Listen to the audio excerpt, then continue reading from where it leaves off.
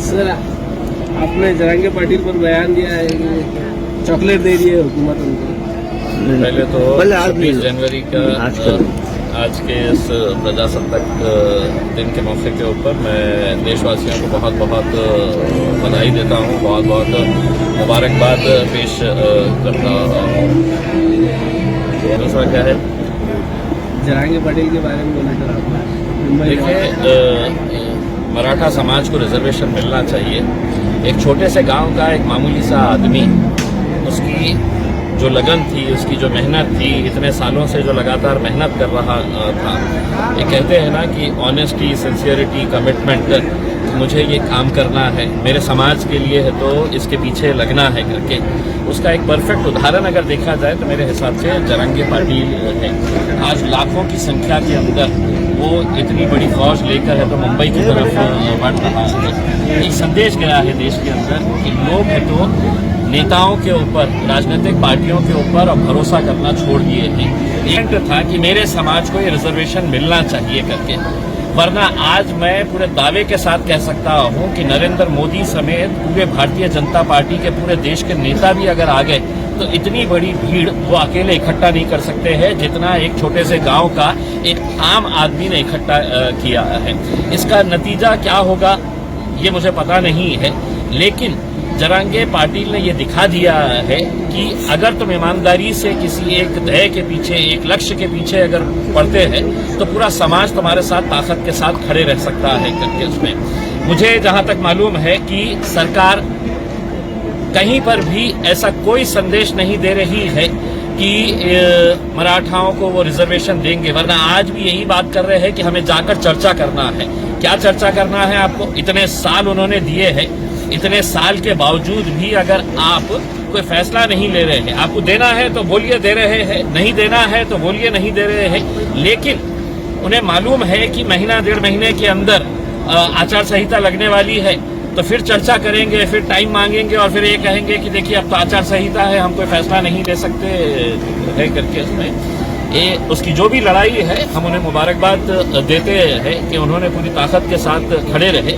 हमें अफसोस इस बात का है कि अगर हमारे समाज के अंदर भी अगर लोग अपने राजनीतिक मतभेद, अपने आपस के इख्तिलाफात को भूलकर अगर हम भी एक साथ मिलकर आए तो हमारी कई सारी मांगों को हम पूरा कर सकते हैं।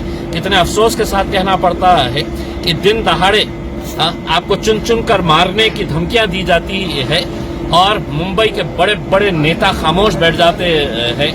तो मेरा ये कहना है कि क्या सिर्फ इलेक्शन के हद तक है तो आप अपनी कौम के बारे में सोचेंगे, इलेक्शन के बाद आप उन्हें भूल जाएंगे, उन्हें मरने के लिए छोड़ देंगे? एक जरांगे पाटिल से बहुत कुछ सीखने की जरूरत है मेरे हिसाब से, दूसरे तमाम समाज के लिए और मुसलमानों को भी सोचने की। पालक मंत्री ने जो आज बयान दिया है जिले की तरक्याती कामों को लेकर, देखिए, पालक मंत्री साहब ने अपनी सरकार की पीठ थपथपाई है कि हमने क्या क्या काम किए हैं करके, लेकिन पालक मंत्री साहब ने ये भी बताना चाहिए था कि इस जिले के अंदर 60,000 लोग जो अपने घर का इंतजार कर रहे थे कि प्रधानमंत्री आवास योजना का जो 2016 से फॉर्म भरकर एक सपना दिखाए थे मोदी जी ने कि 2022 मार्च तक इस देश के अंदर हर बेघर को घर मिलेगा करके, पक्की छत मिलेगी, घर में नल रहेगा, नल में जल रहेगा, ये उनके भाषण थे। न घर मिला, न नल मिला, न जल मिला। दूसरा ये है कि इसी मराठवाड़ा के अंदर, देश का एक छोटा सा हिस्सा है मराठवाड़ा, वहां पे महज एक साल के अंदर 1100 किसानों ने आत्महत्या की है। ये एक सच्चाई है। 3,300 जिला परिषद के ऐसे स्कूल के क्लासरूम है, 3,300, जहां आज भी बच्चे टीन की शेड के नीचे है तो तालीम हासिल कर रहे हैं। क्यों? आपने हजारों करोड़ रुपया एमपी के लिए, खुद अच्छा बैठने के लिए नई पार्लियामेंट की बिल्डिंग बना दी है। ये 3,300 क्लासरूम के अंदर पढ़ने वाले बच्चे जो है वो सिर्फ गरीब के बच्चे हैं, किसानों के बच्चे हैं, मजदूरों के बच्चे हैं, तो उनको क्या अच्छा बैठने का अधिकार नहीं है? उनको अच्छी तालीम हासिल करने का अधिकार नहीं है? तो ये मुद्दों के बारे में भी अगर वो बात करते तो मेरे हिसाब से ज़्यादा बेहतर होता। और ये भी बेहतर होता कि आप आके है तो पिछले 2 साल पहले यहाँ पे आके खूब नाटक और नौटंकी करके गए थे। आपके बड़े बड़े मंत्रियों ने है तो हंडा लेकर डांस करे थे यहाँ पर, अभी भी पानी नहीं मिला है डेली का उसके अंदर, तो उसके बारे में भी अगर चर्चा कर लेते थे तो ज्यादा बेहतर रहता था। सर आपने मीरा रोड के लिए एक ट्वीट किया था, उस पर जानकारी। देखिए, मीरा रोड के ताल्लुक से हमने महाराष्ट्र के डीजी रश्मि शुक्ला मैडम से बात की थी और उनको ये बताया था कि किस तरह की वहाँ पे भाषा का इस्तेमाल किया जा रहा है कि अगर इस देश के अंदर अगर कानून मेरे लिए जो है वही कानून भारतीय जनता पार्टी का हो, शिवसेना का हो या किसी भी राजनीतिक पार्टी का हो, देश के अंदर कानून सबके लिए बराबर है इसमें। लेकिन अगर कोई ये कह रहा है कि मुझे 5 मिनट दे दो, कोई ये कह रहा है कि हम चुन कर बदला लेंगे करके, अगर कोई हम ये देख रहे हैं वीडियो के अंदर की जो तोड़फोड़ की जा रही है वहां पर पुलिस मौजूद है उसमें, तो आप क्या संदेश देना चाह रहे हैं कि इस मुल्क के अंदर अलग अलग कानून है?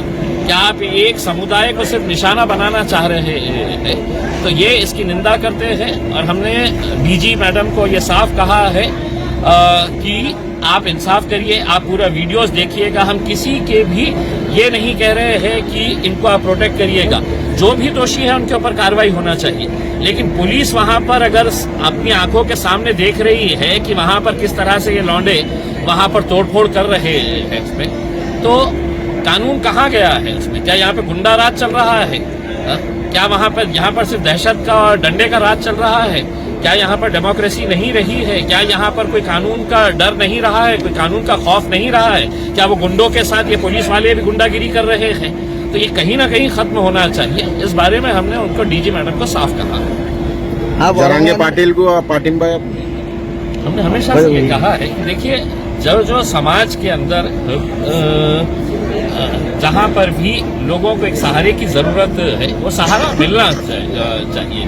उसमें हम तो इस बात की भी ये करते हैं कि जरांगे पाटिल का जो आंदोलन चल रहा है, आज हमें खुशी होती है कि एक भाईचारगी का संदेश जो दिया गया है, चाहे वो अहमदनगर के अंदर जब उसे मदरसे के अंदर रुकाया गया तो आपने एक पैगाम दिया है कि हम आपकी इस लड़ाई के अंदर हम साथ में है करके। और हम उम्मीद करते हैं, हमने पहले भी यही कहा था कि मराठाओं को हम अपना बड़ा भाई समझते हैं, तुम्हारी लड़ाई में हम शामिल हैं, कल तुम जीत जाओगे तो जब हम हमारी लड़ाई के लिए मैदान में उतरोगे तो हमारी उम्मीद यही रहेगी कि तुम भी हमारा साथ वैसा ही दोगे। 30 तारीख को आपका भी आंदोलन है औरंगाबाद में। जी देखिए, ये जो जितने भी घोटाले हो रहे हैं, चाहे वो बैंक का घोटाला हो, चाहे पद संस्थाओं का घोटाला है, हर 8 दिन के बाद एक नया पद संस्था डूब जाती है, सौ से करोड़ रुपए लोग लेकर है तो गायब हो जाते हैं। और ऐसा कोई कानून नहीं है कि वो बेचारे गरीब डिपॉजिटर्स का वो पैसा कैसा दिया जाए करके उसमें। तो ये सभी लोग आते हैं और सभी लोगों की उम्मीद है कि नहीं, आप हमारे खासदार हैं, हमारे लिए आप आवाज उठाइएगा करके। मुझे अफसोस इस बात का होता है कि इस शहर के अंदर, इस जिले के अंदर 6 मंत्री हैं। पूरे महाराष्ट्र के अंदर कोई ऐसा शहर नहीं है जहां पर 6 मंत्री है, जिसके अंदर 2 केंद्र के मंत्री हैं और 4 है तो राज्य के मंत्री हैं। इतने मंत्री होने के बावजूद भी अगर ये लोगों के साथ नाइंसाफी हो रही है तो वो नाइंसाफी हम नहीं देख सकते हैं। इसलिए हमने रास्ते पर उतरने का फैसला किया है। जितनी भी पद संस्था, जितने भी बैंक्स के डिपॉजिटर्स हैं, ये सभी लोग आए और उन्होंने कहा कि साहब ये लड़ाई हम आपके साथ लड़ने के लिए तैयार है, आप इसका नेतृत्व करें। मैंने उनसे कहा कि आप आइए, हम 30 तारीख के दिन एक भव्य आंदोलन डिविजनल कमिश्नर ऑफिस के सामने करने वाले हैं। जिन जिन का पैसा डूबा है ये समझ लो कि तुम्हें रास्ते के ऊपर उतरेंगे, ये लड़ाई अगर रास्ते के ऊपर लेकर आएंगे तो ही तुम्हारा पैसा मिलेगा, वरना ये पैसा ये डाकुआ लेकर फरार हो चुके हैं।